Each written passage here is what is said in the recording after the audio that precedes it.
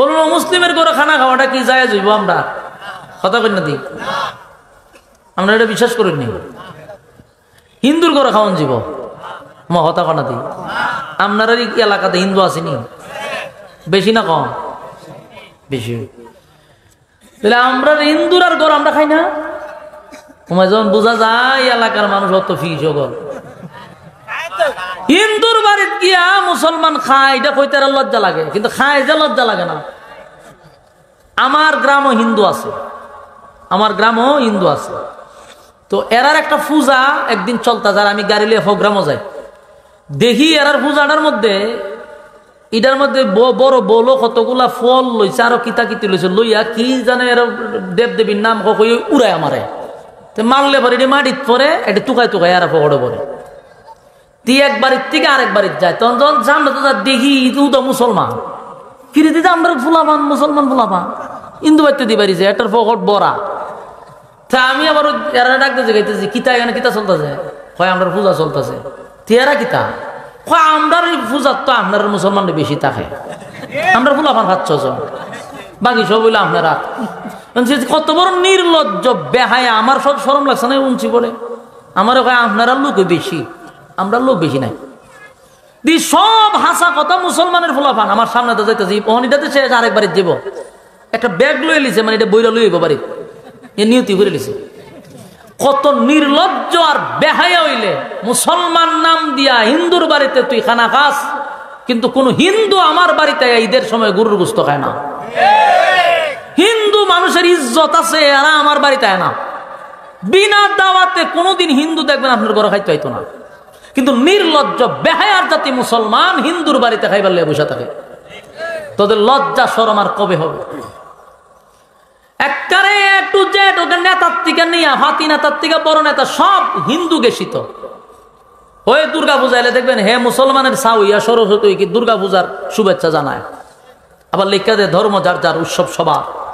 হ্যাঁ আমরা দিয়ে মুখ বন্ধ করে লিছু স্লোগান আমরা সুমন ভাইও দিয়ে গেছে, বক্ত হয়ে গেল যেটা উচিত কথা স্লোগান আমরা সুমন ভাইও দিচ্ছে। আমি 2 দিন বেটু দিচ্ছি, আমি কইছি ভাই আল্লাহর রাস্তায় এই কথাটা কইেন না, আপনি যেটা কইছেন এটি কইেন না। আমি 2 দিন তারা বুঝাইছি পর্যন্ত, বলছি ভাই এটা অপছন্দনীয়, আপনি কেমনে বললেন আপনার মুসলমান হয়েছে? ওইটা পলিটিক্স বুঝতেন না আপনি, ওইটা বুঝতে আপনার বহুত দেরি আছে, তাতে এমনি কথা কইতো ওইটা বুঝতেন না, এটা যাই না। আমি কইতে সারা দুনিয়ায় বুঝাই আমি, আর আপনি আমার ওখানে আমি বুঝতাম না।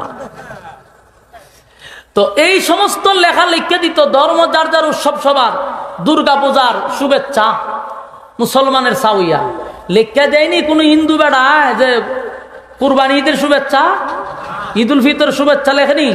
হিন্দুদের ইজ্জত আছে কিন্তু এই মুসলমানের ইজ্জত নাই, বেহায়ার জাতি। কারণ এরা তো অরিজিনাল ইসলাম গ্রহণ করছে না, এটা পলিটিক্সের কালেমা ফিরে বসে রয়েছে। কালেমা এটা রাসূলুল্লাহর কালেমা পড়ে না, এরা পলিটিক্সের কালেমা পড়ছে। আর পলিটিক্সের কালেমা পড়ার কারণে নির্লজ্জ বেহায়া মুসলমান হিন্দুর ঘরে গিয়ে খানা খায়। খানা যে খান হইন না যান, এরা প্রত্যেকটা খাবার রে ফাঁক করে কি দিয়া জানেননি, মানে পবিত্র করে কি দিয়া, গোবরের সিডা দিয়া পবিত্র করে। আর নাহলে এটা পবিত্রই না এরা খাবার খাইয়েন, এরা একটা সিডা দেয় এটা হইলে পবিত্র হয়, আর নাহলে জীবন পবিত্র হইতো না। মুসলমান নাক ডুবাইয়া খায়। সম্মানিত সুধী, তো আল্লাহ রাসূল বলছেন তুমি একজন অমুসলিম, আপনার এখানে আমি খানা খাইতে পারি না চাচা।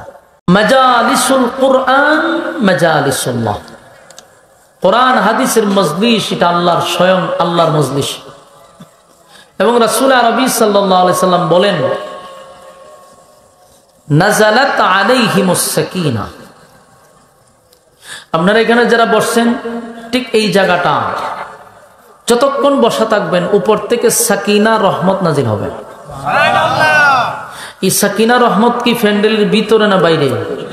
ভিতরে। তাহলে যারা রাস্তাঘাটে আছেন বেহুদা সময় নষ্ট করতেছেন, এই রহমত আপনাদের জন্য নয়, প্যান্ডেলের ভিতরে যারা আছেন তাদের জন্য। তাই আমরা সময় নষ্ট না করি, বুঝার মানার তৌফিক দান করুক আমিন। সম্মানিত সুধী, যেহেতু আমার পরে আরো 2 জন বক্তা, তাহলে আমাকে একটা সময়ের ভিতরে আলোচনাটা শেষ করা জরুরি। এই জন্য আমি প্রথমেই বলছি সময়টা নির্ধারণ করা। আমি আপনাদের সামনে আয়াতি কারিমা তেলাওয়াত করছি। আয়াতগুলিকে সামনে রেখে কিছু কথা উপস্থাপন করতে চাই।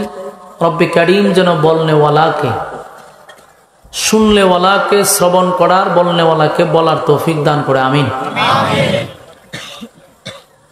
কুরআন ১৫০০ বছর আগে নাজিল হয়েছে, আজও আছে, কিয়ামত পর্যন্ত থাকবে। ১৫০০ যে কোরআনের বয়স, একটা শব্দ পরিবর্তন হয়েছে? শব্দ তো দূরের কথা, একটা জের জবর নক্তার কোনো পরিবর্তন হয়েছে? সুবহানাল্লাহ। এটা হলো সবচেয়ে বড় মুআজিজা, কোরআনের সবচেয়ে বড় মুআজিজা এটা, যে এত বছর পরেও একটা নক্তাও লড়ছে না। অথচ পৃথিবীতে আমরা যে গ্রন্থগুলি, বিভিন্ন বই পুস্তক আমরা পড়ি, এগুলো ১০০ বছর ২০০ বছর পরে রাইটার তালাশ করে পাওয়া যায় না, যেটা লেখছে কে এই লেখকের নামই পাওয়া যায় না। এরপর এটা যে কত কপি হয়, মূল লেখকের কোনো কথাই নেই, এটা কপি করতে করতে শেষ করে লেছে, আসল বই নেই। কিন্তু ১৫০০ বছর পরে কোরআনের কপি বেরিয়েছে নি? কোরআনের পরিবর্তন হয়েছে? তাহলে অন্যান্য বই পুস্তকের এমন অবস্থা কেন? কোরআন তার নিজস্ব জায়গায় দাঁড়িয়ে আছে ১৫০০ বছর পর্যন্ত, ১৫০০ বছর পর্যন্ত, এবং কিয়ামত পর্যন্ত এমনই থাকবে। মাঝখানে কারণটা কি? কারণটা হলো, দুনিয়ার বই পুস্তকের দায়িত্ব আমি লিখছি, দায়িত্ব আমারই, কিন্তু মহাগ্রন্থ আল কোরআন যিনি নাজিল করছে, এই দায়িত্ব এটা যিনি নাজিল করছে ওনার। আপনারা এই এলাকাতে সুবহানাল্লাহ আসেনি? কোন সময় কোন কেউ মারা গেলে এক সিস্টেম হইতে পারে। বলতেছি, কোরআন যিনি নাজিল করছেন উনি কে? আল্লাহ কইতেছে নাজিল করছি আমি, হেফাজতের দায়িত্বটাও নিছি আমি। যেখানে আল্লাহ নিজে দায়িত্ব লিয়ে গেছে, এখানে কোরআন পরিবর্তন করার সাহস শক্তি পৃথিবীর কারো আছে? কিন্তু বই পুস্তক আমাদের হেফাজতে, তা আমাদের হেফাজত তো ঠিক মতো আমরা নিজেরাই হেফাজত করতে পারি না। এই জন্য কোরআন ১৫০০ বছর পরেও নক্তা লড়ে নাই। আর আমাদের লেখনী বইগুলা পুরা সাবজেক্টই ভালাইলায় মানুষের। মূল কারণ, যিনি নাজিল করছে তিনি দায়িত্ব নিছেন, মানুষের হাতে কোরআনের দায়িত্ব দেয় নাই। যদি দিত, মনে করুন যদি আল্লাহর তো দায়িত্ব না রেখা পৃথিবীর রাজা বাদশার হাতে দায়িত্ব দিত, যে দেশ চালাবে তার হাতে কোরআনের দায়িত্ব থাকবে, এমন সিস্টেম যদি আল্লাহ করত, 2025 সালে আইসা কোরআনের কোন অংশ অথবা বিসমিল্লাহ লিখতে যে বা লাগে, এই বাটা তালাশ করে পাইতেন? এটাও নাই। 25 সালের ভিতরে কোরআন তো দূরের কথা, বিসমিল্লাহর বাও হইলেন নইলে। কারণ এক এক বাদশা আসতো, এক এক আয়াত উঠাইয়া দিত, এক এক সূরা উঠাইয়া দিত। এক এক বাদশা বলতো যে নামাজের আয়াতের দরকার নাই, সুদের আয়াত দরকার নাই, ঘুষের আয়াত দরকার নাই, জিহাদের আয়াত দরকার নাই, ফর্দার আয়াত দরকার নাই। এইভাবে করতে করতে 2025 সালে যদি আমরা শেখ হাসিনা আম্মা থাকতো, তাই আম্মা বিসমিল্লাহটা তো থাকতো, এটার বা উড়ে দিল। কারণ মানুষের হাতে দায়িত্ব দিলে মানুষের সুযোগ সুবিধা অনুযায়ী আয়াতগুলা রাখতো। দেন না, ইন্ডিয়া 3-4 বছর আগে 26 আয়াত উড়াই দিবার লাগে এরা কত আন্দোলন করছে। এরা কি আল্লাহ দায়িত্ব দিছে? তো দায়িত্ব দিবার আগে দিয়ে উড়াই দিত। অন বুঝেন দায়িত্ব পেলে কি করত? বান্দর চিনুননি? কথা হয় না? আপনারা চিনলে তো আমিও চিনি, আপনারা হবিগঞ্জ, আমারও হবিগঞ্জ, তো বাসা তো একু। ওই কথা কয় কাটা দেখেন, কমিটি কো, এটা দায়িত্বশীল কোনো লোক নাই মাহফিলে। আপনারও দায়িত্ব হইলো আশেপাশে ফুলা ভান্ডারে আত্ম বাইন্দে আমাদের লই করবেন। 3-4 জন যাবেন, দইরা হাত পাও বাইন্দে এখানে সুতায় তো রাখেন। শয়তান বলতে গারো বয় গিয়া এখানে বই এখানে খারিয়ে কথা কয়, চিন্তা করছেন নি? ডর ভয় বলতে না এমন ফুলা ভান্ডার। আমার ওই দিন 3-4 না খার রয়েছে, এরা সাপ খেলা দেখে, ওই যে খালি একবার সুবি দেয় আর একবার আয়, যখন বোঝা যায় এখানে খেলা দেখা নিতেছে। শরম লাগে, আবার আয় আবার যায়। মনোযোগ দিয়ে শুনেন, বান্দর এমন এক প্রাণী, এটা তাহে গাছল, এটা ডাল ভাঙেনি, ভাঙ্গে। কোন জান আর তো কুড়াল আসেনি, কুড়াল ছাড়ো ডাল ভাঙ্গে। যদি আপনি একটা কুড়ালের এত ধরাইয়া দেন, ই এলাকার কোন গাছ বিরিক রাখবো, এই যে কুবাইয়া হুতায় লেব। আল্লাহ এই কারণে বান্দররা তো কুড়াল দিছে না। ইন্ডিয়ায় ৩-৪ বছর আগে কয় ২৬ আয়াত জিহাদ সম্পর্কে উড়াই দিতে হবে। এই মুদ্দায় সাওয়ালার জমানায়, ওখান যে সাওয়ালা আছে, এই সাওয়ালার যুগেই কইছে ২৬ আয়াত উড়াই দিব। তোরে কি আল্লাহ দায়িত্ব দিছে তুই উড়াই দিতে? তখন আপনারাই বুঝ জানেন, আল্লাহ যদি নিজের এত দায়িত্ব না রেখে মানুষের এত দিত, থাকলো নি কোরআন? এই জন্য আল্লাহ নিজে বলছে,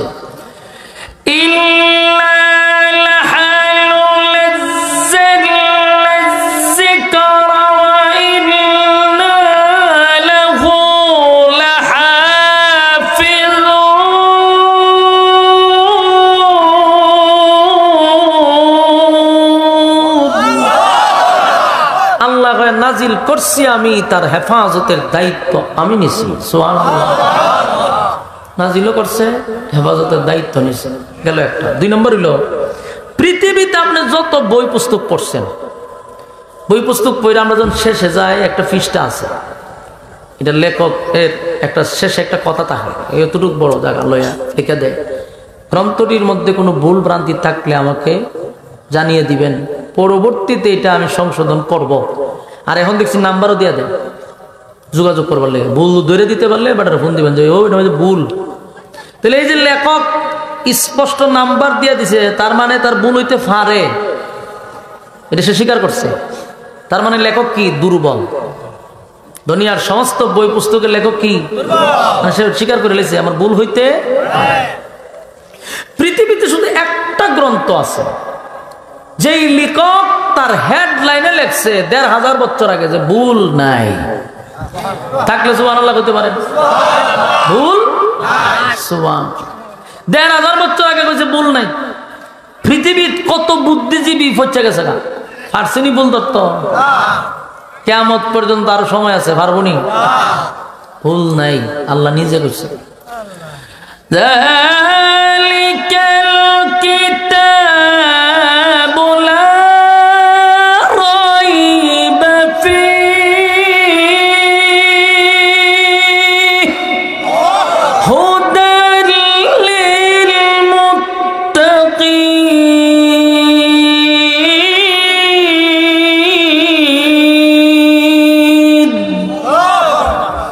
আল্লাহ কয় ভুল নাই, এখানেই শেষ না, সন্দেহ করা যাবে না। কথা বুঝতেছেন?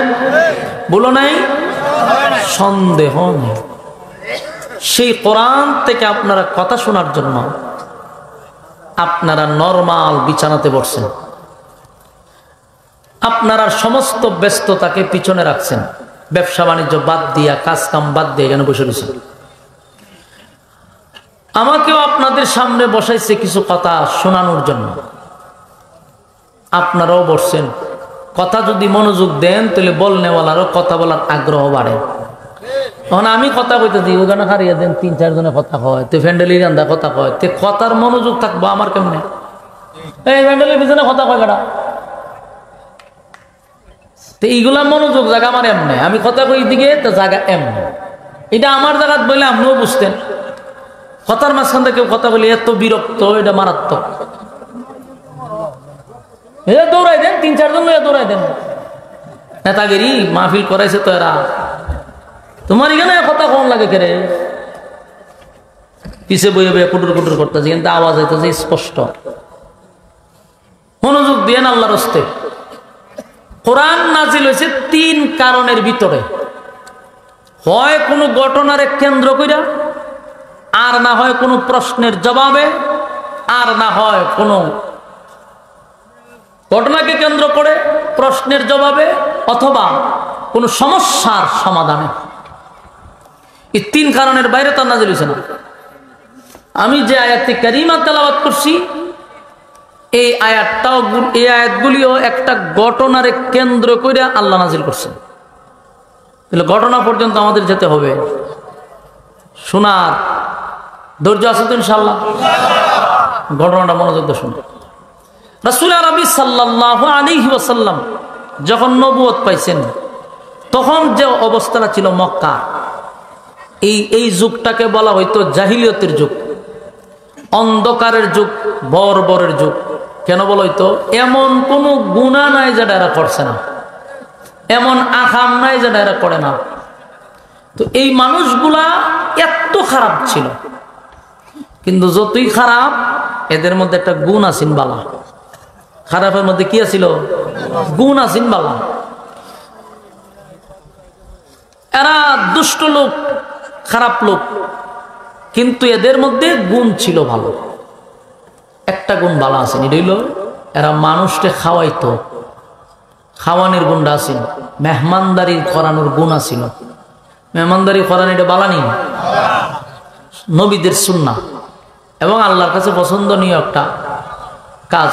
এটা আপনি করলে সুন্নত ভালো হইতেছে। মেহমান ঘরে আসে বরকত নিয়া, কিন্তু আমরা দেশের স্বভাব হইল মেহমান এলে আমরা বেজার হই, সেরা খালা করে তো রাখি, ঠিক নেই? বউরে আলাদা নিয়ে ঘর জিগায় আইসে কোন সময়, যাইবে কোন দিন, বুঝছে না? ওনা যাইবে কোন দিন, মানে মেজাজ গরম হয়ে গেছে। মেহমান আসে বরকত নিয়ে, আপনি মেহমানদারি করাবেন। আর জীবনে শুনছেন নি মেহমানদারি করাইয়া মানুষ গরিব হয়ে গেছে? গরিব হয়েছে না? মেহমানদারি করাইয়া কেউ গরিব হয় না। এই গুণটা এদের মধ্যে আসিল। এরা কাফের, এরা মূর্তি পূজারী, কিন্তু গুণটা আসিল। এরা মানুষকে খাওয়াইতো। ও এখনো যারা মক্কা মদিনায় যান, যারা হজ উমরাত গেছেন, এখনো মক্কা মদিনায় এই গুণ আছে, এখনো আছে। নামাজ না পড়লো খানা লয়ে খারি থাকবো, আপনারা খাওয়াইতো। যারা হজ করতেছেন এরা জানেন, উমরা করতে গেছেন এরা জানেন, প্রথম গাছের খেজুরটা লয়ে খারি থাকবো, আগে মানুষটা খাওয়াইবো। এই গুণ এখনো তাদের মধ্যে আছে। তো সম্মানিত শুধু কুরাইশ বংশের একজন ব্যক্তির নাম হইল উকবা ইবনে আবু মুআইত। কুরাইশ বংশী তার জন্ম। দূর সম্পর্কে রাসূল চাচা ডাকত। সে ব্যবসা বাণিজ্য করত, তো সেও সিরিয়ায় ব্যবসা করে প্রচুর লাভ হয়েছে। সিদ্ধান্ত নিছে লাভ যেহেতু হয়ে গেছে গা, খানার পার্টি করবো। কারণ এরা তো এই জিনিসটা পছন্দ করত। খানার আয়োজন করছে। এখন দাওয়াত যে দিব লিস্টিত হইছে, দাওয়াতের প্রথম নামটা কারে দিবে, খাওয়াইব যেহেতু, একটা ভালো মানুষকে তো খাওয়াইতে হইব। গোটা মক্কায় তালাশ করে ভালো মানুষ কে হইতে পারে চিন্তা করে সিদ্ধান্ত নিয়ে দেখছে আব্দুল্লাহর পুত্র মুহাম্মদের চেয়ে ভালো মানুষ মক্কা নগরীতে নাই। এ কিন্তু কাফের, কিন্তু তার দিলে আসছে যে এর চেয়ে ভালো মানুষ নাই। তাই প্রথম নাম হইল আল্লাহ রাসূলের নাম রেখেছে যে ওনাকে দাওয়াত দিতে হবে। রাসূলের দাওয়াত দেওয়ার পরে তার যত সাঙ্গ ভাঙ্গ আছে, তার বন্ধু বান্ধব যারা আছে, সবাই দাওয়াত দিছে। দাওয়াত দিয়া বিশাল খানার আয়োজন করছে। আল্লাহ রাসূলকে দাওয়াত দিছে যে আপনার সাথী সঙ্গী নিয়ে আগামীকালকে দুপুরবেলা আমার বাড়িতে খানা খাইবেন। রাসূল দাওয়াত রাখছে। যেই মাত্র রওনা দিছে, তার বাড়ির দ্বার প্রান্তে জিবরাইল আয়া রাসূলের সামনে খাড়া। হুজুর কই যান? ও ভাই দাওয়াত দিছে, খানা খাইতাম। কয়েকজন কাফেরের ঘরে খানা খাওয়ান যাইব নি? কেমনে আমরা না আল্লাহর পয়গম্বর? তো পয়গম্বরই একজন কাফেরের ঘরে খানা খাওয়ান যেত না। আল্লাহ রাসূল কহ এটা তো আমার জিয়ানে ছিল না। আল্লাহ জানাই দিছে আপনি কাফেরের ঘরে খানা খাইতে পারেন না, আপনি একজন আল্লাহর পয়গম্বর। তো রাসূল সাল্লাল্লাহু আলাইহি সাল্লাম এরপরও তার বাড়িতে গেছে স্পেশাল দাওয়াতি। রাসূল সাল্লাল্লাহু আলাইহি সাল্লাম যাওয়ার পরে ওই এটার শীষ দেখেন, এটা শীষ বন্ধ করেন, নয়েজ বন্ধ করেন। তো রাসূল সাল্লাল্লাহু আলাইহি সাল্লাম যাওয়ার পরে দস্তরখানা বিছায়া দিছে। আর সব দামি দামি মানুষের সাথে যেটি চলে, আবু জাইল, আবু লাহাব, উতবা, উতাইবা, যতটা আছে নষ্ট মষ্ট, সব তীরে দাওয়াত দিছে। আর আল্লাহর রাসূলরে বসাইছে। রাসূল বসার পরে খানা যখন এনে দিছে, আল্লাহ রাসূল বলেন উকবা, চাচা ডাকতো, চাচা আমি আপনার এখানে খানা খাইতে পারবো না। উকবা কইটা কি থাকো, সবচেয়ে ভিআইপি মেহমান আপনি, সবচেয়ে সম্মানী আপনি, আপনারে দিছি খানা, আপনি যদি না খান ইজ্জত আমার থাকবো নি? দাওয়াত দিয়েছে সবাইরে বসাইছি, আপনি যদি না খান তাহলে আমার ইজ্জত থাকবো কেমনে? আমি না নেতা হইতাম? আপনি চলে গেলে তো আমার মান সম্মান লয়ে টানাটানি করবো। এরকম কথাই কইেন না, আপনি আগে খানা খান। আল্লাহ রসুল বলেন যে না, সম্ভব না। কারণ আমি একজন আল্লাহর পয়গম্বর, একজন অমুসলিমের ঘরে তো আমি খানা খাইতে পারি না। বলুন অমুসলিমের ঘরে খানা খাওয়াটা কি জায়েজ হইব? আমরা কথা কই না দি, আমরা এটা বিশ্বাস করিনি। হিন্দুর ঘরে খাওয়ান যাব কথা কনা দি। আপনার এলাকাতে হিন্দু আসেনি বেশি না কম? বেশি।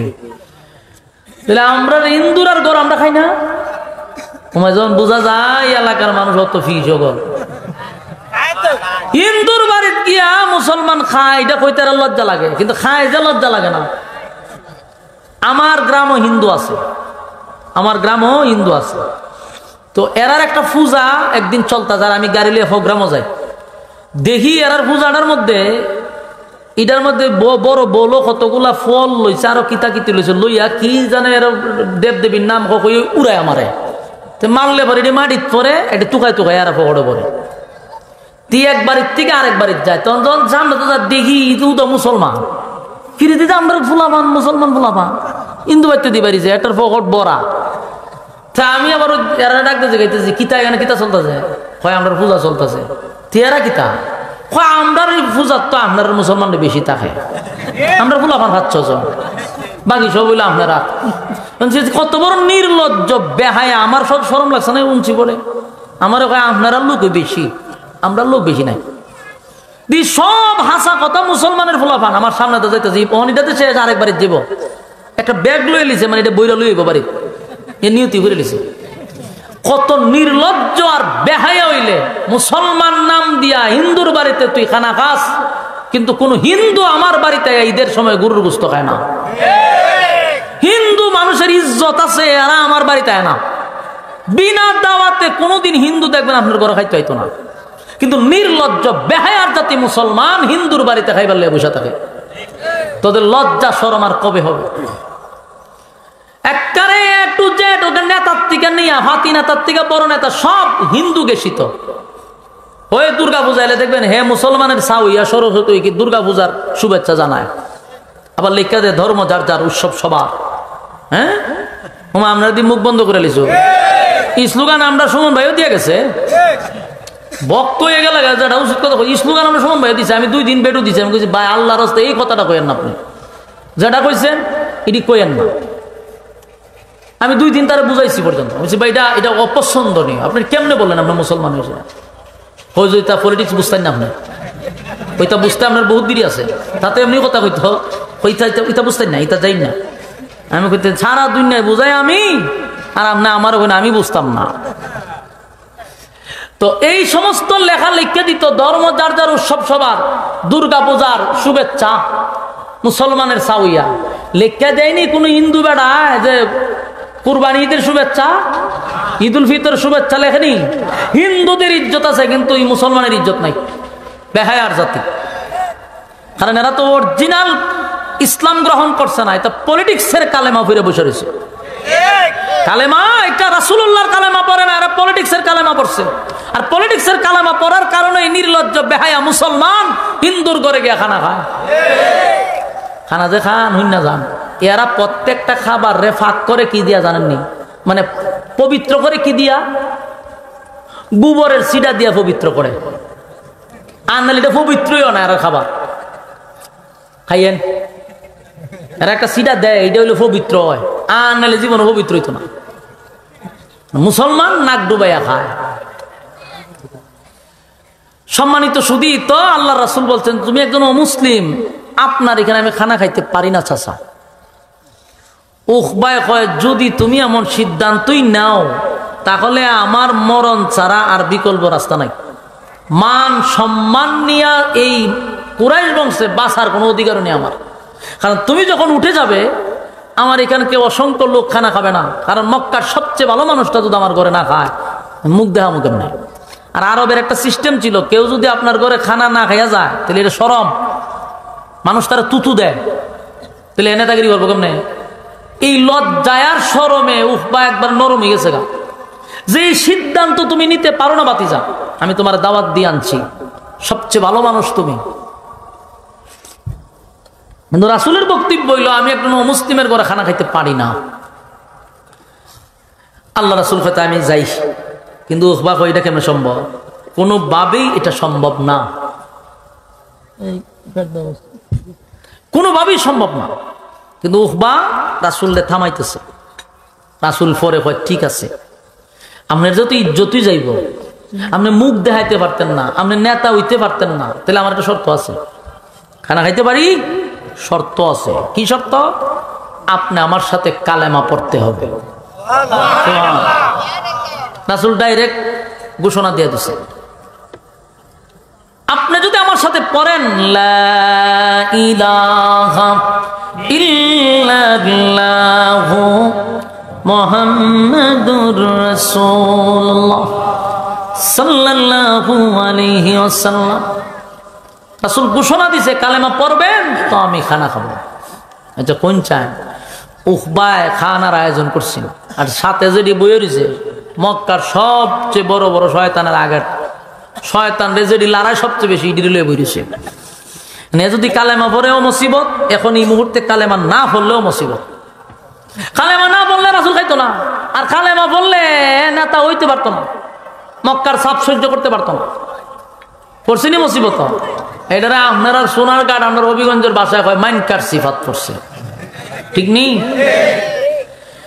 আল্লাহর নবী বলেন, প্রাণের চাচা আমি কিন্তু আপনাকে ঘোষণা দিয়া দিলাম, একটা শর্তে খানা খাইতে পারি যদি আমার সঙ্গে পড়ে লা ইলাহা ইল্লাল্লাহ, নেই কোনো মাবুদ আল্লাহ ছাড়া, মুহাম্মাদুর রাসূলুল্লাহ সাল্লাল্লাহু আলাইহি ওয়াসাল্লাম। আপনি যদি আল্লাহকে একত্ববাদী খোদার উপরে যদি ঈমান আনেন, আর আমি রাসূলকে রাসূল হিসাবে বিশ্বাস করেন, তাহলে আপনার ঘরে খানা খাবো, আর না হয় আমি আপনার কাছ থেকে এখন বিদায় নিব। ও ভাই, এত বড় সমস্যায় পড়ছে।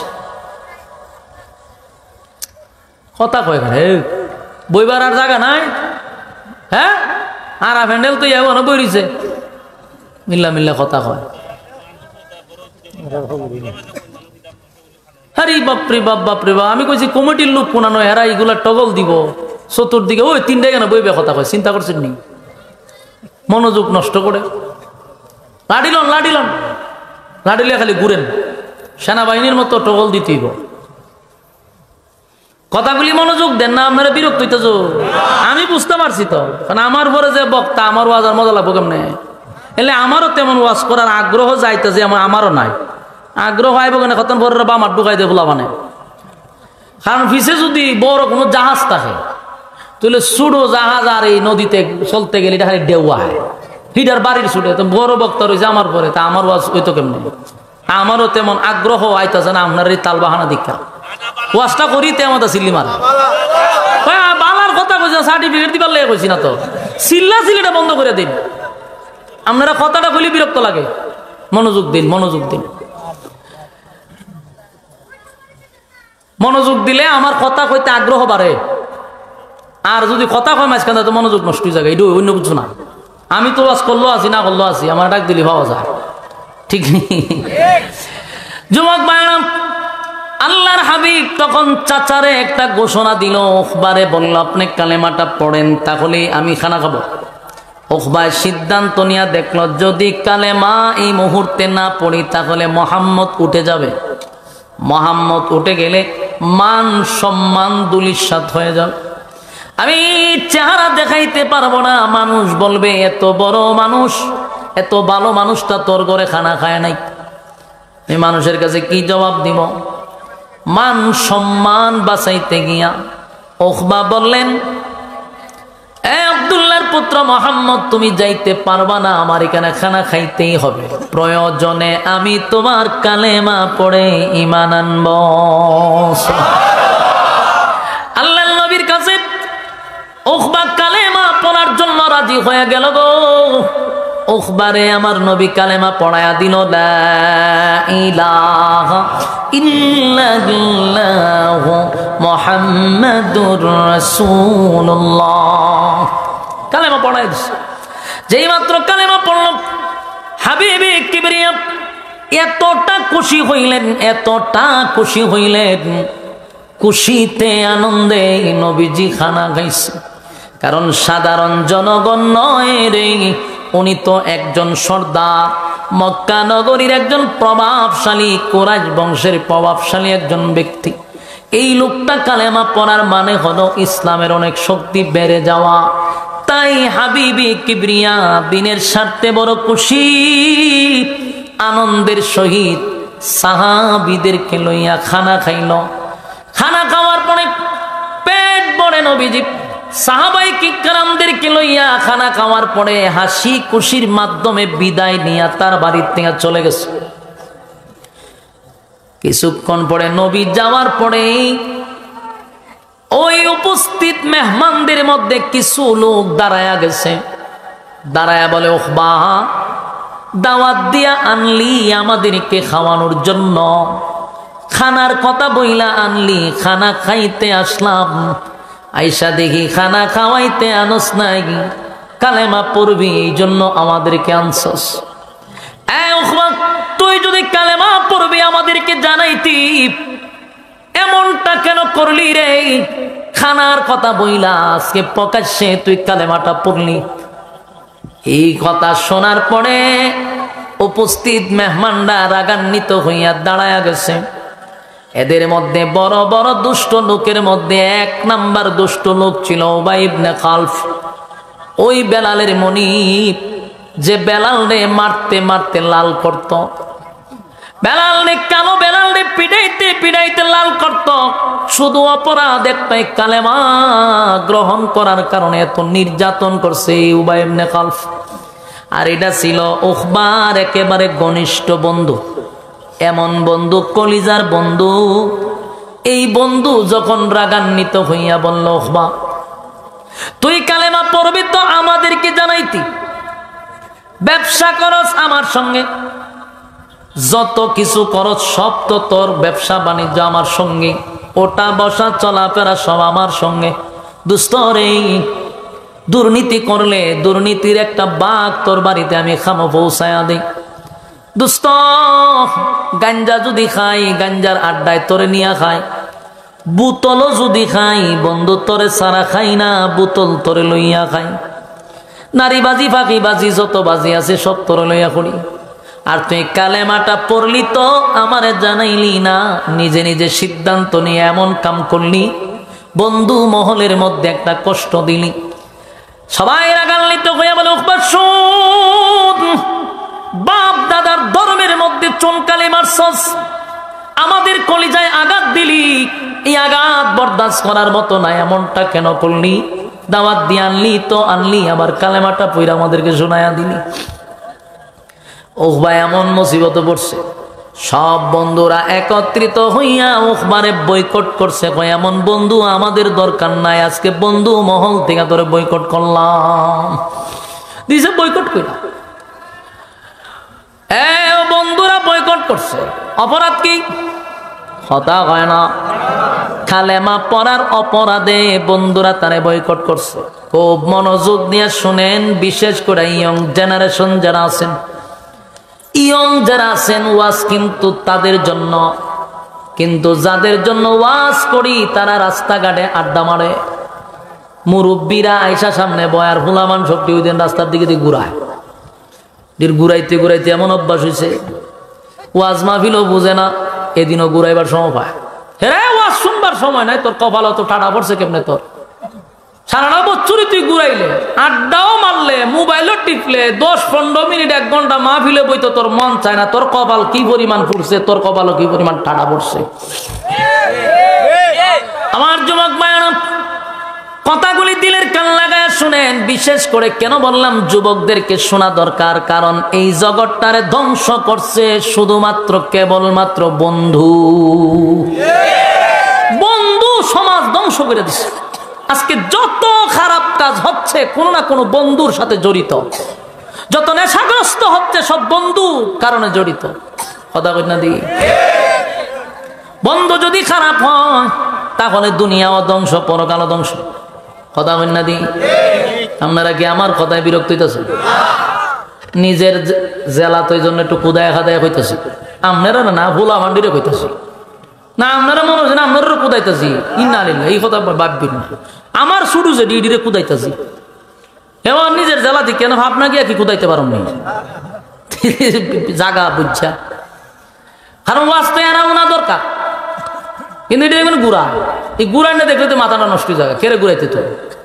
মা বাবার কাছ থেকে কয়েছে আমি ওয়াজও যাইতে, মা বাবা 20 টাকা 30 টাকা দিছে, যা ফুত ওয়াজও যাইব, ওয়াজ শুনে বাবা মাথাও তাড়াতাড়ি দিছে, হে ওয়াজের নামে 30 টাকায় নিয়ে দোকানে বয়ে চা খায়, আড্ডা মারে মধ্যে মধ্যে ঘুরায়, 12টার পরে ঘরে গিয়ে ওয়াজ থেকে আইছি।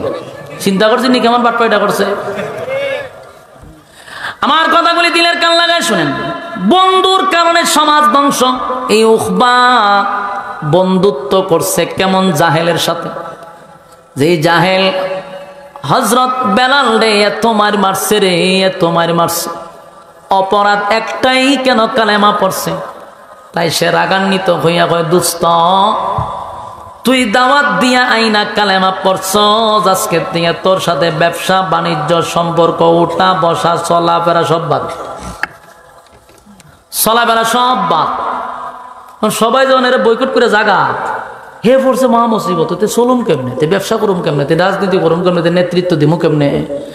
কারণ বড় নেতা হইতে গেলে ফাতি নেতায় বড় নেতারে তেল মারতে হয়, তেল মারতে মারতে মারতে মারতে একটা সময় গিয়ে কোনো রকম একটা জায়গাত গিয়ে খার হয়, এরপর আবার এখান থেকে আরেকজনের তেল মারতে হয়, আবার আরেক জায়গায় যাই, তা করতে তো বড় নেতা মন লাগে। কথা হয় না দেখি, তেল মারা ছাড়া কি বড় নেতা মন যায়? ভাই তো ওখানে নেতা হইতেছে না, তো বড় নেতার তেল মাইরে মেরে চলতেছে, এরা স্বপ্ন হইল নেতা হইব, কিন্তু এর মধ্যে সমস্ত বন্ধু মহল তারে বয়কট করে দিছে। এখন সামনে থেকে হারিয়েছে, দোস্ত এইভাবে অভিমান করলে আমি বাঁচুম কেমনে? রে অভিমান না, কইলজা ভাঙ্গা লাইছস, তুই যে কালেমাটা পড়ছস কইলজা তো ভাঙ্গা লাইছস, এমন কাম তুই করলি তো জানাইলি না। ওখানে কি কই শুনেন, এখন দোস্ত কথা সত্য, আমি যে কালেমা পড়ছি আমি তো মুসিবত, আমি যে কালেমা পড়ছি সম্পূর্ণটা ছিল আমার একটা পলিটিক্স। নাউজুবিল্লাহ বাড়ি দিয়ে কবে চিন্তা করছেন নি? ওখানে বন্ধুদের ঠেলায় হয় আমি যে কালেমাটা পড়ছিলাম এটা পলিটিক্সের কালেমা। বলুন কিসের কালেমা? আরো জোরে, পলিটিক্সের কালেমা। এই পলিটিক্সের কালেমা পরিণ্য লোক ১৫০০ বছর আগে যেমন ছিল এখনো আছে, কিয়ামত পর্যন্ত থাকবে। এই জন্য প্রথমে বলছি যে আমরা দেশের মানুষ কালেমা পড়ে পলিটিক্সের। এবার উকবা বলে, দোস্ত কালেমা পড়ছি তো পলিটিক্সের কালেমা পড়ছি। পলিটিক্সের কালেমা কিভাবে? কারণ আমি যদি তখন কালেমা না পড়তাম রে, মোহাম্মদ আমার বাড়িতে না খাইয়া চলে যেত, তখন আমি সমাজে কেমনে মুখ দেখাইতাম? মানুষ আমারে তুতু দিত, আমার ঘরে না খাই আব্দুল্লাহর পুত্র মোহাম্মদ চলে গেছে, তাই আমি তারে খাওয়ানোর জন্য বাধ্য হইয়া কালেমা পড়ছি। দোস্ত তোরা আমাকে ছেড়ে চলে গেলে, ওয়াদা দিলাম আমি কালেমা ছেড়ে দিলাম, তারপরেও আমার বন্ধুর দরকার। জুড়ে কর নাউজুবিল্লাহ। হ্যাঁ বন্ধু, চিন্তা করছে, বন্ধু পাওয়ার জন্য কালেমা ছেড়ে দিছে। কিন্তু এর যে দুস্থ যেটা উবাই ইবনে খালফ, এত শয়তান, একই হুন এইভাবে ঘোষণা দিলে যে আমি বিশ্বাস করুম, এটা মনে করছত কেমনে, এটা বাপসত কেমনে? মুহাম্মাদের কালেমা একবার যে পড়ে জীবন দিতে প্রস্তুত, কালেমা ছাড়তে প্রস্তুত না, এটা বিশ্বাস করছে। এখন শুন, আমি বেলালকে লালন পালন করছি, বেলাল আমার কাছে তাই কালেমা পড়ছে। এই খবর শোনার পরে আমি বেলালকে নির্যাতন শুরু করলাম, এত নির্যাতন, কালো বেলালরে মারতে মারতে মারতে আমি লাল করছি, কিন্তু বেলালের জবান থেকে কালেমা উঠায় নিতে পারি নাই। বেলালরে আমি গলার মধ্যে রশি লাগাইছি, মরুভূমি দিয়া তারে টানতে টানতে আমি নিয়ে গেছি, তারপরে সূর্যের দিকে তাকাইয়া বুকের উপর পাথর রাখছি, কিন্তু একবারের জন্য তার জবান থেকে আমি কালেমা বাদ দিতে পারলাম না, আমি ব্যর্থ। একটা পর্যায়ে তার জিব্বাটা টান দিয়া বাহির করে বেলালের জিব্বায় আমি প্যারাগ মারছি, এরপর বেলাল কালেমা ছাড়ে নাই। আর বন্ধু তোরে তো এখনো আমি বাদাম দেই নাই, বাদাম বুঝিনি, এখনো তোরা সাইজ করছি না, তোর উপরে তুফান শুরু হয়েছে না, তুফান শুরু বেড়া তুই কালেমা ছেড়ে দিছ, এত সহজ যে ঘটনা কিতা ঘটনা এই গানই। কারণ বেলাল যে কালেমা পড়ছে আমি সেই কালেমা পড়ি নাই, আবু বকর যে কালেমা পড়ছে সেই কালেমা আমি পড়ি নাই, ওমর যে কালেমা পড়ছে আমি সেই কালেমা পড়ি নাই, আমি তো পড়ছি পলিটিক্সের কালেমা। তাই মার দেওয়ার আগে কালেমা ছেড়ে দিছে।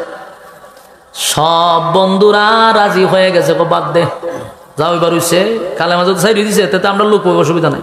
কিন্তু ওই যে বন্ধু একটা শয়তান, এ উবাই কয় এম নয়তো না, এ কইবার মেনে নিমুনি, আমার শর্তে তুই রাজি হইলি তারপরে তোর সাথে আবার বন্ধুত্ব শুরু হইব। হেও শর্ত জোড়াই দিছে। কি শর্ত? তুই মুহাম্মদের সামনে যাইবি, মুহাম্মদের মুখামুখি দাঁড়াইবি, দাঁড়াইয়া বলবি তোমার কালেমা ফেরত দিলাম। এখানে শেষ না, তুই আমাদেরকে কালেমা পইরা যেই পরিমাণ কষ্ট দিস এর থেকে বেশি মুহাম্মদকে দিতে হবে। মুহাম্মদের সুন্দর চেহারার মধ্যে তুই থুথু মারবি। নাউজুবিল্লাহ। চিন্তা করেন বন্ধুর কারণে কতটুক ক্ষতিগ্রস্ত উখবা। বন্ধু মহল টিকায় রাখতে গিয়া, বন্ধুর সাথে সম্পর্ক রাখতে গিয়া উখবা তার সমস্ত শর্তে রাজি হয়ে গেছে। নাউজুবিল্লাহ। চিন্তা করছেন কত বড় সম্ভক্ত, কত বড় নাফরমান হইলে পড়ে এমন শর্তে রাজি হইতে পারে রে। রাজি তো হয়ে গেল। উখবা বলল দোস্ত ঠিক আছে, যেমনি বলবি আমি এমনি মানতে রাজি, কিন্তু বন্ধু ছাড়তে পারবো না। রাজি গেছে। পরের দিন 4-5 জন একত্রিত হইয়া ওই উখবারে লইয়া খানায় কাবার দিকে রওনা দিছে। নবীর সামনে যাবে, কালেমা ফেরত দিবে, নবীর সঙ্গে বেয়াদবি করবে। আল্লাহর হাবিব খানায় কাবার সামনে বসা ছিল রে। নবীজি তাকায়া দেখে, দূর থেকে নবী তাকায়া দেখে উকবার সঙ্গে আরো কয়েকজন মিলে একত্রিত হইয়া নবীর দিকে আসতেছে। আল্লাহর নবীর ভিতরে তো মায়া দয়া বেশি, নবী তো রহমতের নবী, বরকতের নবী। আমার নবী সমস্ত জাহানের জন্য রহমত। আল্লাহ বলেন ওমা আরসালনাকা ইল্লা রাহমাতাল লিল আলামিন। আমার নবী তো উভয় জাহানের জন্য রহমত, সবার জন্য রহমত, সমস্ত সৃষ্টি জগতের জন্য রহমত। তাই নবীর দিলটাও প্রশস্ত। নবী মনে করছে গতকালকে লুকিয়ে কালেমা পড়ছে, আজকে মনে হয় প্রকাশ্যে কালেমা পড়বে, বন্ধুদেরকে লইয়া আমার কাছে আসছে। নবী ধারণাটা ভালো যে তারা মনে হয় একত্রিত হইয়া প্রকাশ্যে কালেমা পড়বে গো।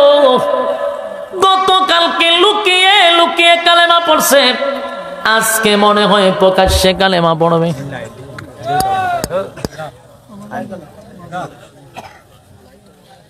কারণ গেছে না জানাডার গেছে, জানাডার কি আছে? হ্যাঁ জিকির করেন লা ইলাহা যেমন চিনি দিতে ভাই, মধু বানানিছে অতিরিক্ত মিঠা।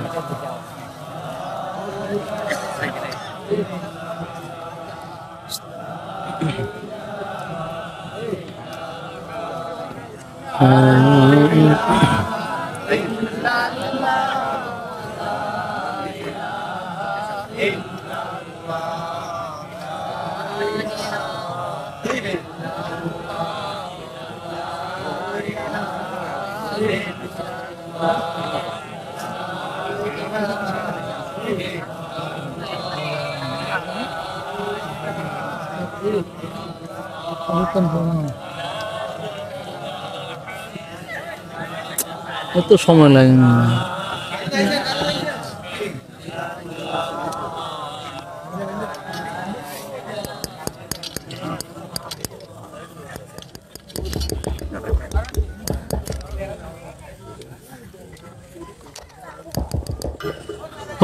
আপনারা এই উড়াউড়ি করলেন কেন? দান যারা দিলে যেটি যায়ডি কিতা ঘটনা তুইরমই করছে। 5 মিনিটের কারেন্ট যাইবার আগে আপনারা সুসার মতো উড়ে গেলেন গা। হ্যাঁ যাক, শাড়িটা তো আছে, অসুবিধা নাই। না বিরক্ত হইতেছেন? দেখেন রাসূল আরবি সাল্লাল্লাহু আলাইহি সাল্লাম উনি ভাবতেছে যে গতকালকে তো আমি কালেমা পড়াইছি, আজকে যে হে আসতেছে মনে হয় বন্ধু মহল নিয়ে সবাই মিল্লা কালেমা পড়বে। এটা হলো নবীর ধারণা। আর তারা আসতেছে প্রকাশ্যে দুশ্মনী নিয়া। নবী তাদেরকে দেখার পর ওইটা দাঁড়াইছে, দাঁড়ায় এক পা দু পা করে তাদের দিকে আগাইতেছে। নবী আগাইতেছে মহব্বত নিয়া, আর তারা আগাইতেছে দুশ্মনী নিয়া। এরা আগায় দুশ্মনী নিয়া, আর পয়গম্বর আগায় মায়া মহব্বত নিয়া। আল্লাহর হাবিব তাদেরকে দেখার পরেই নবীর ধারণা ছিল মনে হয় কালেমা পড়বে, গতকালকে লুকিয়ে পড়ছে, আজকে প্রকাশ্যে পড়বে। এই ধারণার কারণে পয়গম্বর মহব্বতটা লইয়া সামনের দিকে আগাইতেছিল, আর তারা দুশ্মনী নিয়া সামনের দিকে আগাইতেছে। যেই মাত্র নবীর কাছাকাছি চলে গেছে, উকবা প্রথম নবীরে দূর থেকে একটু দেখছে। দেখার পরে নবীর সুন্দর চেহারাটা দেখা উকবার কলিজা একটা মোচড় মারছে। কারণ উকবা কিন্তু ঠিকই নবীরে ভালো যাই না দাওয়াত দিছে, মহব্বত কইরা দাওয়াত দিছিল, কিন্তু বন্ধুদের পাল্লায় পড়ে এখন আসতে হইছে। উকবা বন্ধুদের পাল্লায় পড়ে হাবিবে কিবরিয়ার সামনে আসছে গো। মন থেকে চাইছিল না এমন বেয়াদবি নবীর সঙ্গে হোক, কিন্তু বন্ধুদের পাল্লায় পড়ে রাজি হয়ে গেছে। আল্লাহর নবীর সামনে গিয়া দাঁড়াইছে। নবীজি মুস্কি হাসি দেয়া কয়, উকবা কালেমা প্রকাশ্যে পড়ার জন্য বুঝি আসছ? গতকালকে লুকিয়ে লুকিয়ে পড়ছ, আজকে বন্ধুদেরকে নিয়ে বুঝি পড়বা?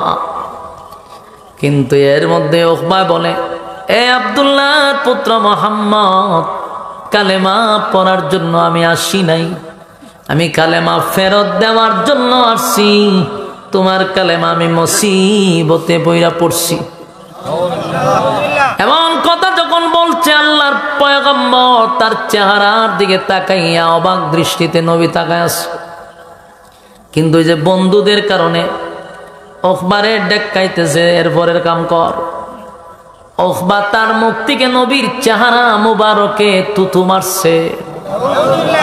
আরো জুড়ে আল্লাহর নবীর সুন্দর নুরানি চেহারার মধ্যে তুতু মারছে গো। এমন সুন্দর চেহারার মধ্যে কেমনে রে এমন কামটা করলি? আল্লাহর নবীর কলিজাটা যেন ব্যঙ্গে টুকরা টুকরা হয়ে গেছে। নবী তো দিল মাকা মহব্বত লইয়া, দিল ভরা মহব্বত লইয়া, ভালোবাসা নিয়ে সামনে আগাইল, আর সে কলিজা ভরা গিনা নিয়া নবীর চেহারায় তো মারল। আল্লাহর নবীর কলিজাটা যেন ব্যঙ্গে টুকরা টুকরা হয়ে গেছে। নবীজির চোখ দিয়া মুক্তার দানার মতো পানি গুলা ঝরতে লাগলো। এতটা কষ্ট পাইছে, কত আশা লইয়া তাদের সামনে আগায় গেছে রে। কেমনে রে তুই আমার নবীর চেহারার মধ্যে তো মারলি? আল্লাহর নবী চোখ দিয়া পানি পড়ে আর কই, উকবা কামড়া করলি কি? গতকালকে না আমি তোরে জান্নাতের টিকিট তোর হাতে দড়ায়া দিলাম, আজকে তুই আমার কাছে আইসা জান্নাতের টিকিট ফিরায়া দিলি। কেমনে করলি? আল্লাহর নবী কান্না শুরু করছে। এতটা কষ্ট আমার নবী পাইছে, দিলটা যেন টুকরা টুকরা কইরা বলাইছে। আল্লাহর নবীর চোখের পানি আমার আল্লাহ বরদাস্ত করতে পারে না। আল্লাহ ডাক দিয়া বলে, পয়গম্বর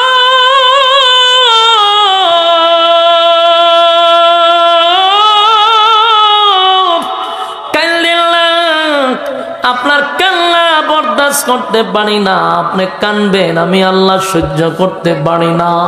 নবী গো, আমারে যদি কেউ গালি দেয় আমি আল্লাহ কষ্ট পাই না।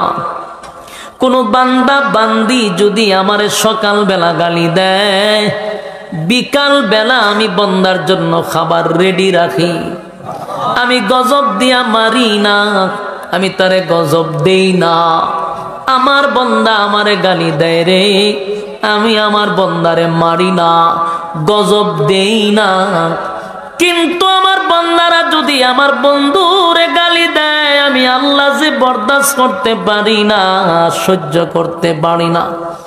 আবু লাহাব আমার নবীরে গালি দিছে রে, সাথে সাথে সূরা লাহাব নাজিল কইরা দিছে। আল্লাহ বলে, বন্ধু চোখের পানি মোছেন, আমি আল্লাহ বরদাস্ত করতে পারি না। এমন সুন্দর চেহারার মধ্যে কেমনে তোরা মারলা? আমার নবীর চেয়ে সুন্দর আমার আল্লাহ কোন মাখলুক বানায় নাই। এত সুন্দর করে আর কোন সৃষ্টি জগৎ সৃষ্টি করে নাই। সুবহান। ইউসুফ আলাইহিস সালাতু ওয়াস সালাম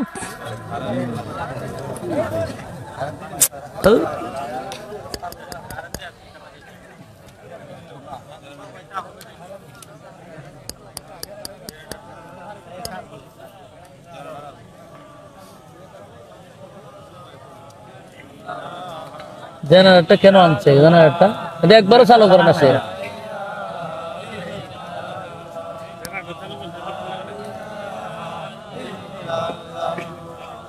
হ্যাঁ তো বই যে কারেন্টের আশায় জেনারেটর চালাইবো কোন সময়?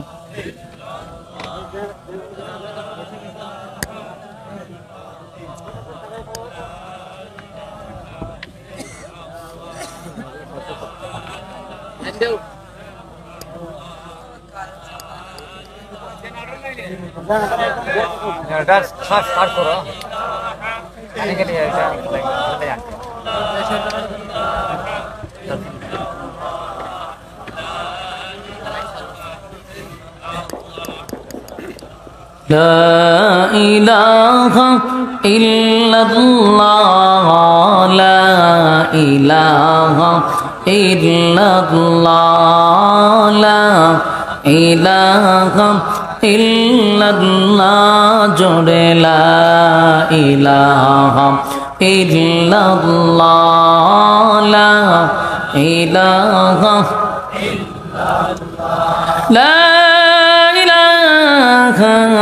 ইল্লাল্লাহু মুহাম্মাদুর রাসূলুল্লাহ সাল্লাল্লাহু আলাইহি ওয়াসাল্লাম।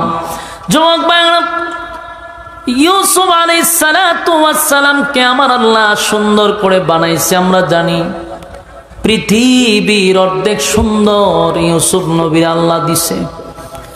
ইউসুফ আলাইহিস সালাতু ওয়াস সালামের চেহারা দেখার পরে মিশরের সম্ভ্রান্ত পরিবারের মেয়েরা ইউসুফ নবীর দিকে তাকাইয়া হাতের আঙ্গুলি চাকু দিয়া কেটে ফেলছে। আল্লাহর নবীর ব্যাপারে মদিনার মেয়েরা আম্মা জান আয়েশার কাছে এসে বলে, ওগো আম্মা জান, আমরা শুনছি ইউসুফ নবীর চেহারা দেখা মেয়েরা হাত কাটছে। আমার নবীর চেয়ে কি ইউসুফ নবী সুন্দর ছিল? আম্মা জান আয়েশা বলেন, এই মদিনার মেয়েরা শোনো, ইউসুফ নবী যেই জায়গায় বসা ছিল সেখানে ইউসুফ নবী না হইয়া যদি আমার স্বামী মুহাম্মাদুর রাসূলুল্লাহ সাল্লাল্লাহু আলাইহি ওয়াসাল্লাম বসা থাকত, তাহলে মিশরের মেয়েরা সেদিন হাত নয় গো, সেদিন তাদের কলিজাটা কেটে ফেলত। জোরে কোন সুবহান। আমার নবীর আল্লাহ এত সুন্দর করে বানাইল, নবীর চেহারা দেখার পরে কত সাহাবীরা আমার নবীর চেহারা দেখা দেখা পেটের কিদা নিবারণ করত। সুবহানাল্লাহ বলতে কষ্ট হয়। এই আশিকে রাসূল নিজের দাবি করে না, আশিকে রাসূল কথাগুলি দিলের কান লাগায়া শোনেন। নবীর আল্লাহ এত সুন্দর চেহারা দিল, যেই চেহারা দেখলে খিদার কথা স্মরণ থাকে না। অনেক সাহাবীরা বলে, প্রচন্ড কিদা করে খাবার নাই গো, পেটে কিদা করে খাবার নাই, ঘরে খাবার নাই। কিন্তু যখন কিদা সহ্য করতে পারি না, তখন নবীজির নুরানি চেহারার দিকে তাকায়া থাকতাম। নবীর চেহারাটা দেখলে পরে পেটের খিদাই তো নিবারণ হয়ে যেত। সুবহানাল্লাহ। আল্লাহ বলে আমার বন্ধুরে তো সুন্দর করে বানাইছি,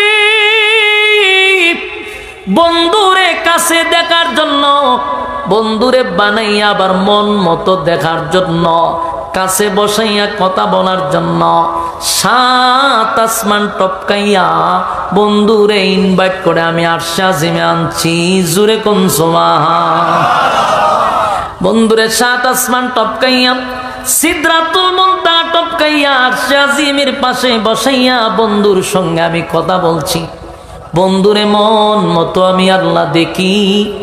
আমি আল্লাহর কোনো নামাজ নাই, আমি আল্লাহর কোনো অন্য কোনো আমল নাই, অন্য কোনো কাজ নাই। আমার একটা কাজ হলো আমার বন্ধুর উপরে আমি আল্লাহ দুরূদ পড়ি। সুবহানাল্লাহ। আমার নবীর এত শান, আমার নবীর এত শান, এত শান, এত মান, এত শান, এত মান। নবীর চেহারাটা নিয়ে আল্লাহ পর্যন্ত কসম করছে। আল্লাহ বলেন ওয়াদ্দুহা ওয়াল্লাইলি ইযা সাজা। ওয়াদ্দুহার 2টা ব্যাখ্যা, একটা হলো ওয়াদ্দুহা দিনের আলোর কসম, আল্লাহ বলেন আরেকটা ব্যাখ্যা হলো নবীর সুন্দর উজ্জ্বল চেহারার কসম। এই যেই নবীর চেহারার কসম করে গো, যেই নবীর চেহারার কসম আমার আল্লাহ করেন, তাহলে নবীর চেহারাটা আল্লাহ কেমন করে বানাইছেন? এমন চেহারার মধ্যে কেমনে রে উখবায় তু মারলো, এই বিষয়টা আমার আল্লাহ বলেন বন্ধু চোখের পানি মুছেন, আমি আল্লাহ বরদাস্ত করতে পারলাম না। আমার যুবক ভাইরা, এই ঘটনারে কেন্দ্র করিয়া আমার আল্লাহ আয়াত নাজিল করে জানায়া দেয় ওয়ায়াউমা ইয়া'আদ্দুজ যালিমু আলা ইয়াদাইহি ইয়াকুলু ইয়া লাইতানি ইত্তাখাযতু মা'আর রাসূলি সাবিলা। এই ঘটনারে কেন্দ্র করে আমার তেলাওয়াতকৃত আয়াতগুলি নাজিল হয়েছিল। আল্লাহ বলে বন্ধু উখবা আপনার কোনো ক্ষতি করতে পারে নাই, বরং সে নিজের মাথায় নিজে কোরাল মারছে, নিজের ক্ষতি নিজে ডাইকা আনছে, আপনার ক্ষতি করে নাই। সে জান্নাতের টিকিট পাওয়ার পরে ফেরত দিছে, সে আপনার ক্ষতি করে নাই বন্ধু, নিজের ক্ষতি নিজে ডাইকা আনছে। আল্লাহ বলেন বন্ধু ওয়াদা দিলাম উখবার পরিণতি, উখবার অবস্থাটা আমি আপনাকে সশরীরে সচক্ষে আমি দেখায়া দিব। কথা কি বুঝতেছেন? কথা বলে দিক। আর কয়েক মিনিট সময় একটু দিলের কান লাগায় শুনেন, এরপর আপনারা কাঙ্ক্ষিত মেহমান আসবে, মন বইরা শুনবেন। আমি 2-1 মিনিট শুধু আপনাদের কাছে কথাটা রাখতে চাই। আল্লাহ নিজে বন্ধুরে সান্ত্বনা দেওয়ার জন্য বলে আপনার চোখের পানি মোছেন। যেই উখবা আপনার সঙ্গে আচরণ করছে, উখবার পরিণতি আমি আল্লাহ আপনাকে 2 চোখকে দেখায়া দিব। সুবহানাল্লাহ। উখবা জাহান্নামের ভিতরে, জাহান্নামের আগুনে জ্বলবে, শুধু তাই নয়, জাহান্নামের আগুনে জ্বলেও এত কষ্ট পাবে না। উখবা আফসোস করে যেই কষ্টটা পাবে, উখবা জাহান্নামের ভিতরে নিজের হাত গুলারে কবজি পর্যন্ত চাবাইতে থাকবে গেন্ডারির মতো। গেন্ডারি চিনেননি? কুশার। হ্যাঁ, এটা কি থাকুন কুয়ার, কুয়ার, কুয়ার আমরা রবিগঞ্জ ভাষা। এই কুয়ার মাঝে খায় কেমনে? সিবাইয়া, হ্যাঁ সাবাইয়া, সাবাইয়া সিবাইয়া মানুষ কুয়ার খায়। এই কুয়ার যেইভাবে খায়, এই গেন্ডারি মানুষ যেইভাবে সিবায়া খায়, উখবা জাহান্নামের ভিতরে তার হাতগুলি এইভাবে চিবাইতে থাকবে, হাতগুলি চিবাইয়া কামড়াইতে থাকবে, আর জোরে জোরে বলতে থাকবে ইয়া ওয়াইলাতা লাইতানি লাম আত্তাখিজ ফুলানান খালিলা। উখবা বলবে হায় আফসোস, হায় আফসোস, হায় আফসোস, হায় আফসোস, এমন একটা বন্ধু আমি হারাইলাম, এমন একটা বন্ধু আমি হারাইলাম। নিজের হাতে আমারে কালেমা পড়ায়া দিল রে, জান্নাতের টিকেটটা আমার হাতে দিল। এমন ভালো বন্ধু পাওয়ার পরে দুষ্ট বন্ধুদের পাল্লায় পড়ে আমি আমার এমন বন্ধু হারাইলাম। বন্ধুদের পাল্লায় পড়ে আজকে জাহান্নামের আগুনে আফসোস করে বলবে, অমুকের ছেলের সাথে যদি আমি না চলতাম, তমুকের সঙ্গে যদি আমি না চলতাম। ওখবায় আফসোস করে বলবে আর হাতগুলি চাবাইতে থাকবে। হাতগুলি কেন চাবাইব? আফসোসের কারণে মানুষ হাত চাবাবে। আমার যুবক ভাইরা, ওই জাহান্নামের ভিতরে উকবায় চিন্তা করবে কেমন সুযোগটাই না আমার ছিল, কিন্তু যত দোষ বন্ধুদের পাল্লায় আমি করলাম। বলুন তো দেখি, এই আয়াত নাজিল হয়েছিল ১৫০০ বছর আগে, এখন কি উকবা আছে? উকবা নাই। তাহলে আয়াতটা আছে না নাই? কিয়ামত পর্যন্ত কেন আয়াত রইল? কারণ কোরআন নাজিল হয় বিশেষ কোনো কারণে, তার হুকুম থাকে কিয়ামত পর্যন্ত। এই আয়াত শুধু উখবার জন্য নয়, উখবাই শুধু হাত চাবাবে এমনটা নয়। উখবার মতো বহু চুনার ঘাটের মানুষ, বহু মাতুব্বরের মানুষ, বহু ডিস্ট্রিক্টের মানুষ জাহান্নামের ভিতরে পয়রা হাত চাবাবে আর বলবে, হায় আফসোস, হায় আফসোস, দুনিয়াতে যদি সুদখোরের সঙ্গে বন্ধুত্ব না করতাম, দুনিয়াতে যদি আমি ঘুষখোরের সঙ্গে বন্ধুত্ব না করতাম গো, হায় আফসোস, আমি যদি বেনামাজির সঙ্গে বন্ধুত্ব না করতাম, হায় আফসোস, বেপরদাওয়ালার সঙ্গে যদি না চলতাম, নেশাগ্রস্ত বন্ধুর সঙ্গে যদি জীবন না কাটাইতাম। এমন ভাবে চিৎকার দিয়া বলবে, হায় আফসোস, অমুকের ছেলের সাথে যদি আমি না চলতাম, আজকে আমার এমন পরিণতি হতো না। শুধু বন্ধুদের কারণে আমার দুনিয়াও শেষ, পরকালও শেষ। কথা হয় না? বন্ধুর কারণে দুনিয়াও শেষ, আবার পরকালও শেষ। দুনিয়ার বন্ধুত্বর কারণে দুনিয়া শেষ, পরকালও শেষ। এমন বন্ধু আমাদের আছে না নাই? কথা হয় না? আপনার এই প্যান্ডেলের ভিতরে আসেনি, প্যান্ডেলের বাইরে আসেনি। অসংখ্য বন্ধুর কারণে বিড়ি খাওয়া শিখছে, বন্ধুর কারণে বোতল খাওয়া শিখছে, বন্ধুর কারণে ইফটিজিং করা শিখছে। কথা হয় না? যারা বিড়ি খায় বুকে হাত দিয়া কন্ত দেখি, বিড়ি কি মা বাবায় শিখাইছে? ছোটবেলায় 7 বছরের সময় সিগারেটের প্যাকেট আইনা আপনার মুখে ধরাই দিছে বাপে, বাবা একটা টান দাও তো দেখি, মাশাল্লাহ, এই তো আমরা বাবাই ফারে হয়ে আততালি দিছে যে বাবু ফারে। তুই শিখাইলো এটা? আম্মাই শিখাইছে, চাচাই শিখাইছে। তাহলে আত্মীয় স্বজন কেউ আমাদেরকে সিগারেট খাওয়া শিখাইলো না, এই কামটা করাইলো কেডা? বলে এটা বন্ধু। কথা হয় না? দিক শিখাইছে কে? কোনো না কোনো বন্ধু যারা সিগারেট খায় দেখবেন তাদেরকে জিজ্ঞাসা কইরা কোনো না কোনো বন্ধুর পাল্লায় পড়ে এটা শিখছে। কথা হয় না? আর এটার এমন পাওয়ার, মাহফিল থেকে উঠটা গিয়া প্যান্ডেলের বাইরে টান দিয়া 2টা টান দিয়ে ফালাই দিয়া বাড়ায়। এটার পাওয়ার আছে তো। এটা টান না লইয়া যায় প্যান্ডেলের বাইরে, ওখান থেকে 2টা টান মেরে দিয়ে আর ভরায় আবার ভয় কয়টা সাই ধরে লিছে। তাহলে এটা শিখলো, বন্ধুত্বে শিখছে। কথা হয় না? এখন যে পোলাপান নেশাগ্রস্ত, অন খায় ট্যাবলেট, বাবা বলে খায়, এই বাবা খায়, ইয়াবা খায়, ট্যাবলেট খায়, এটা মা বাবায় শেখায় না, আত্মীয় স্বজন শেখায় না, এটা বন্ধু। কথা হয় না? বন্ধু। কথা হয় না? আমার যুবক ভাইরা, যদি বন্ধু ভালো হয় তাহলে দুনিয়াও সাকসেস, পরকালেও সাকসেস। বন্ধুরা যদি দিনদার হয়, বন্ধুরা যদি নেককার হয়, এই বন্ধুর কারণে আপনি জান্নাত পাবেন। বন্ধু খারাপ হইলে বন্ধুর জন্য জাহান্নামে যাবেন। বিষয়টা স্বাভাবিক না, বিষয়টা সাধারণ মনে করবেন না। বন্ধু হয় জান্নাতে নিবে, না হয় জাহান্নামে নিবে। এমন বন্ধুত্ব আমরা করব যেই বন্ধুর হাত ধরে জান্নাতে যেতে পারি। কিয়ামতের ময়দানে অনেক মানুষ হাসরের মাঠে দাঁড়াবে, দাঁড়ায় একটা চিৎকার দিবে, চিৎকার দিয়া বলবে, মালিক, আমার জীবনে কোনদিন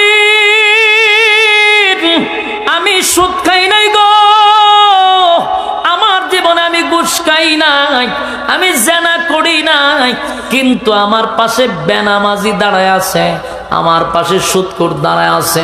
আল্লাহ, এমনটা কেন হয়ে গেল?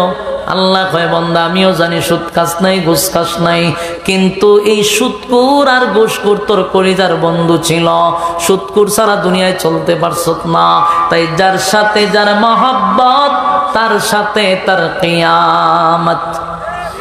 কথা বলেন আর বন্ধু কি আপনারা চেঞ্জ করবেন? কথা হয় না দি বন্ধু ভালো এবার সিদ্ধান্ত আছেন, বন্ধু ফালটা এবার সিদ্ধান্ত আসেনি না, ইয়া বাসা লুই চলবেন, বেনামাজি লয়ে চলবেন, সুদখোর ঘুষখোর এমন বন্ধুর দরকার নাই। যেই বন্ধু আপনাকে টেনে টেনে জাহান্নামে নিয়ে যায়, এমন বন্ধুর আমার দরকার নাই। আমার যুবক ভাইরা, উকবা কিন্তু আসলেই কালেমা পড়ছিল। কথা হয় না? কালেমা কিন্তু পড়ছিল, কিন্তু উকবা জাহান্নামী হইল শুধু বন্ধুর কারণে, বন্ধুর কারণে, বন্ধুর কারণে। এই জন্য আপনাদেরকে বলি, দুনিয়াতে বন্ধু বানাইবেন গ্রামের সরল সোজা 5 ওয়াক্ত নামাজি এমন লোকরে বন্ধু বানাইলে আর হাসরের মাঠে আফসোস করতে হবে না। এই মানুষগুলি বলবে, হায় আফসোস, আমার বন্ধু যদি মসজিদের মুয়াজ্জিন হইতো তাও ভালো ছিল রে, আমার বন্ধুটা যদি ইমাম সাহেব হইতো তাও ভালো ছিল, আমার বন্ধু যদি আমার আলেম হইতো কত না ভালো ছিল, তার সঙ্গে আমি হাসরের মাঠে দাঁড়াইতাম, নামাজি ব্যক্তির সঙ্গে আমি দাঁড়াইতাম। আফসোস করবে আর হাতগুলি কামড়াইতে থাকবে আমার যুবক ভাইরা। তাই বন্ধুর ক্ষেত্রে সাবধানতার দরকার আছে না? না, আল্লাহর নবী বলেন, উকবা যখন নবীর সঙ্গে এমন বেয়াদবি আচরণ করছে, আল্লাহ আয়াত নাজিল করে তো জানায়া দিল, কিন্তু নবীর জবান দিয়ে একটা কথা বাহির হয়ে গেছে, বলবো আইছে হাজার 1 মিনিট বলো যায় ভাই, নবীর জবান দিয়ে একটা কথা বেরিয়ে গেছে, কথাটা কি শুনবেন? আল্লাহর নবী বলল, উকবা এমন আচরণ আমি তোমার কাছ থেকে আশা করি নাই, এমনটা করলা আমার কলিজাটা ভেঙ্গে দিলা, কত না আশা লইয়া তোমার সামনে দাঁড়াইলাম, তুমি আমার সঙ্গে এমন বেয়াদবি করলা। আল্লাহর পয়গম্বর উকবারে বলল, উকবারে তুই মক্কার এরিয়ার বাহিরে কোনোদিন যাবি না, আমি নবী তোরে সতর্ক করলাম, যদি মক্কার বাহিরে যাস তাহলে বলে দিলাম তোর কল্লা থাকবে না। কি বুঝলেন? মিয়া কথা বুঝছেন নি? কিতা কইছ? মক্কার বাইরে যাইতো না, গেলে কল্লা যাইব, কি কল্লা উড়াই লিব। কিন্তু কথা বলার সাথে সাথে উকবার শরীরে কম্পন সৃষ্টি হয়ে গেছে, উকবার ভিতরে কম্পন সৃষ্টি হয়ে গেছে। কেন জানেন? নবীর জবান থেকে যা বাহির হয় গুলি মিস হয়, কথা মিস হয় না। কথা মানো, উকবায় বুঝতে পারছে আমার আজীবনের জন্য মক্কার বাহিরে যাওয়া নিষেধ। তাই নবী 13 বছর মক্কায় ছিল, উকবা কোনোদিন ব্যবসা বাণিজ্য কোনো কাজের জন্য মক্কার বাইরে যায় নাই। মক্কার বাইরে যায় না, সব বনাস। কারণ এটা 100 জন বিশ্বাস করে মুহাম্মাদের জবান থেকে যা বাহির হয় রে, তা কিন্তু গুল্লি মিস হয়, কথা মিস হয় না। নবী গেছে মদিনায়, মদিনায় যাওয়ার পরে তো লম্বা ঘটনা কোনজন ফিনিশিং দিতাম কেমন। মদিনায় যখন গেছে 1 বছর নবী থাকতে পারছেন, আবু জাহিল আবার যুদ্ধ লেগে প্রস্তুতি নিছে। যে কিসের যুদ্ধ? বদরের যুদ্ধ। 1000 বাহিনী লইয়া নবীজির তখন 313 জন রওনা দিছে। তখন আবু জাহিল্লা মক্কার সমস্ত যুবকদেরকে ওই যুদ্ধে শরীক করছে। এর মধ্যে গেছে উকবার কাছে গিয়া, তুমি হলো উকবা কোন জায়গায়? মদিনা। সর্বনাশ, মক্কার বাইরে আমার যাওয়া নিষেধ। আবু জাহেল কয়, তুমি তো একটা কাপুরুষ। হ্যাঁ, মক্কার সমস্ত যুবকরা অংশগ্রহণ করছে যুদ্ধে, তুমি না নেতা হইবা, তুমি মক্কার বাহিরে যদি না যাও যুদ্ধে অংশগ্রহণ করবা কিভাবে? তুমি একটা কাপুরুষের পরিচয় দিছ, এমন কাপুরুষের সঙ্গে আমাদের কোনো সম্পর্ক থাকতে পারে না। বাধ্য হইয়া সাফে ফইরা, যেমন কালেমা ছাড়ছি, সাফে পইরা বাধ্য হইয়া যুদ্ধে অংশগ্রহণ করছে। যুদ্ধ অংশগ্রহণ কইরা ওই শয়তানটারে পিছলা লইছে। এদের বন্ধু কথা বানা দি ঠেলায় ঠেলায় আপনারা কত কথা কয়তাম পঞ্চায়েত। যাই হোক, যুদ্ধের ময়দানে গেছে, বদরের যুদ্ধ, যুদ্ধের ময়দানে গেছে সব শয়তান লইয়া। ও আগে সিদ্ধান্ত নিছে, যেই মক্কার এরিয়া ভাই দিছে এর কলিজার মধ্যে শুরু হয়েছে তুফান। আমার না নিষেধ করছে, তাও আমি আইলাম। মদিনার দ্বার প্রান্তে চলে গেল, যুদ্ধ শুরু হয়ে গেল। লম্বা ঘটনা, তাই সংক্ষেপে বলি, যুদ্ধ শুরু হয়ে গেছে। 313 আর কয় হাজার? 1000 অস্ত্র সহ, অস্ত্র সহ 1000, প্রশিক্ষণপ্রাপ্ত 1000, অস্ত্র সারা 313 জন। 313টা তরবারিও ছিল না। যুদ্ধে নামছে, যুদ্ধে নাইমা কচু কাটা শুরু করছে। সুবহানাল্লাহ বাড়ি দিয়ে কইবেন। আপনারা ওয়ারান লেগে আছে, ক্লান্ত আইসা পড়ছে। আল্লাহ আপনারা সুস্থ রাখ, আমারও সুস্থ রাখ। সবার কাছে দোয়া চেয়ে বিদায় নিচ্ছে। আসসালামু আলাইকুম ওয়া রাহমাতুল্লাহি ওয়া বারাকাতুহু।